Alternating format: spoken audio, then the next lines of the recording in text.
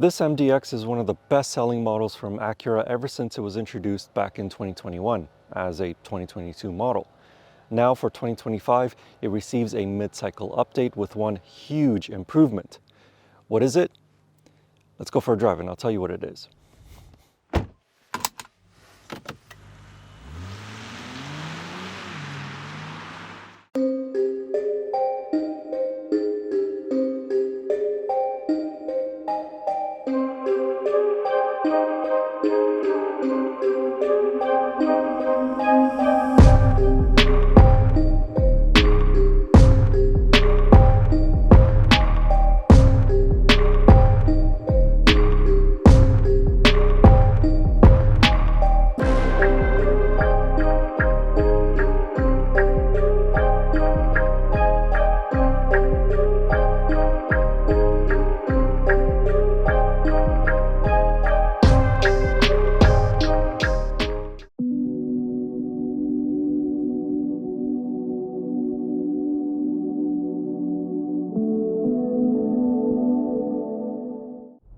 So that one huge improvement to the 2025 MDX is not with the powertrain.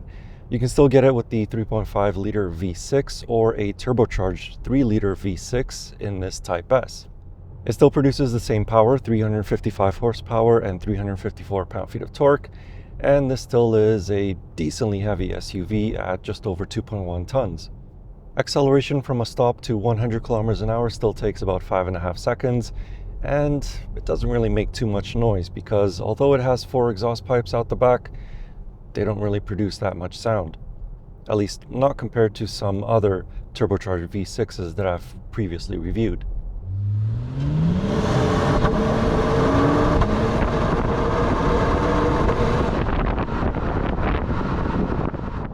But despite the muted tone of this engine, it pulls really hard. It has torque down low in the RPMs, and the torque curve is pretty much flat. Coupled with this engine is a 10-speed automatic transmission, and in everyday driving, it's smooth to change gears, but it is a little bit sleepy to react to a stab of the throttle. However, if you switch the car into the Sport Plus mode, then the transmission really wakes up. It's like as though it's had its 2 cups of morning coffee and it's ready to go. You can let the transmission do all the shifting by leaving it in D or S, or you can use the paddles that are on the steering wheel. But there is just a slight delay from the time that you pull on the paddle to the time that the transmission actually upshifts. On the downshifts, it is a little bit more instant. With this being a sporty-oriented 3-row SUV, the fuel economy does take a bit of a hit compared to the standard MDX. Officially, the 2025 MDX Type-S is rated for 13.8 liters per 100 kilometers in a city and 11.2 liters per 100 kilometers on a highway. I managed to average 13.3 liters per 100 kilometers during my time with the SUV, which is pretty respectable given the power and weight of the MDX Type-S. Power is sent to all 4 wheels via Acura's super handling all-wheel drive system. Now, if I remember my statistics correctly, then this all-wheel drive system can send up to 70% of the engine's torque to the back wheels. And from that 70%, 100% of it can be sent to either the left or the right side wheel. What this means is that the back end of the car rotates just a little bit more as you exit a corner, and it allows you to put the power down just a little bit sooner. The 2025 MDX Type-S also benefits from adaptive in-air suspension. This was the first car in the Acura lineup to receive this type of suspension system. The air suspension setup can dynamically limit the body roll through corners and more quickly settle the body after a big bump or road undulation. There's also the added benefit of raising the car for more ground clearance when you find yourself on rougher terrain.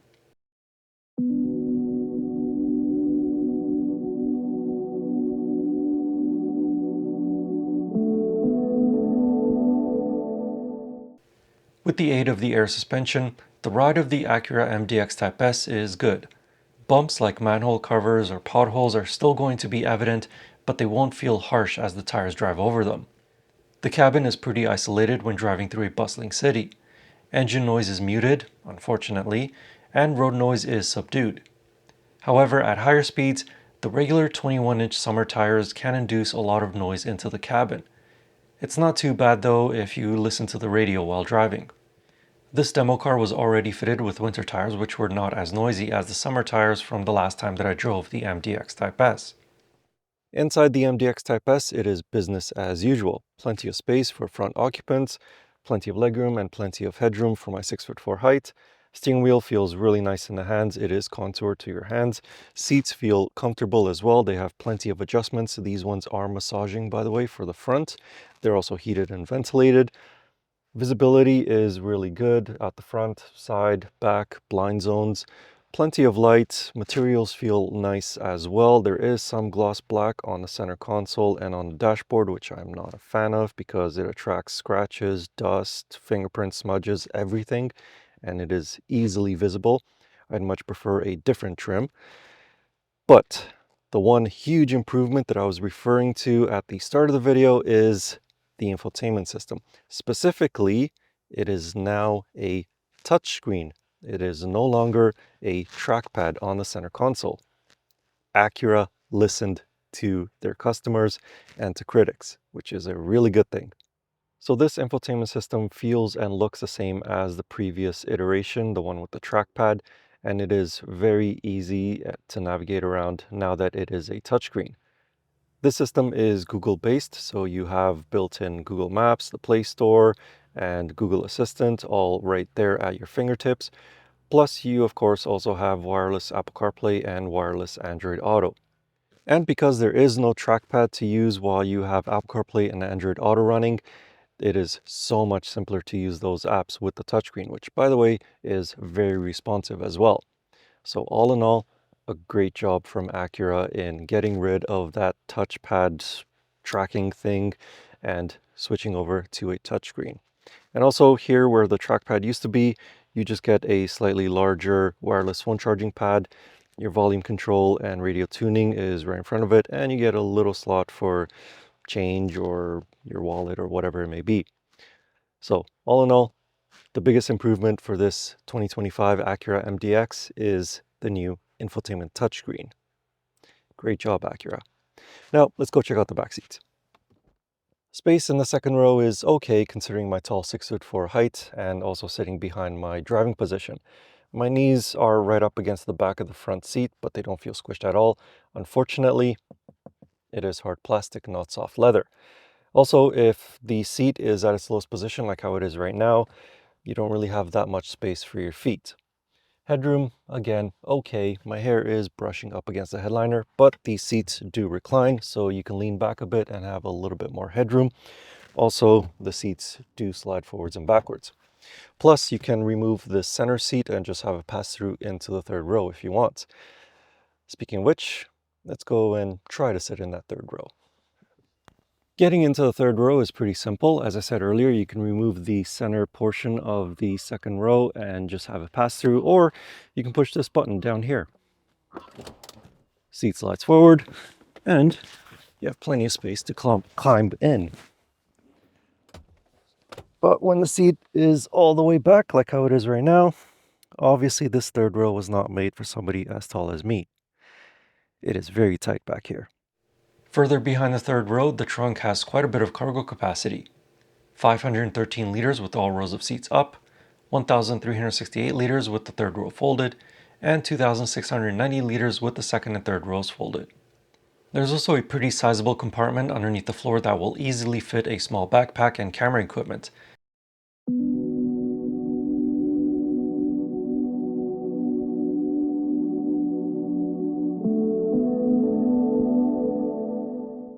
The 2025 Acura MDX Type-S is no longer available in two different trim options like the previous model years.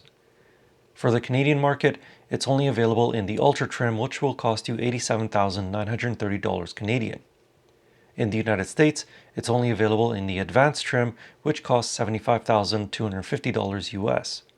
For the money, this Acura MDX is fully loaded with everything in the Acura catalog: leather upholstery, heated, ventilated, and massaging front seats, heated second row seats, panoramic sunroof, power programmable liftgate, head-up display, surround view cameras, satellite navigation, wireless Apple CarPlay and wireless Android Auto, a new Bang & Olufsen audio sound system, wireless phone charging, and the list just goes on and on.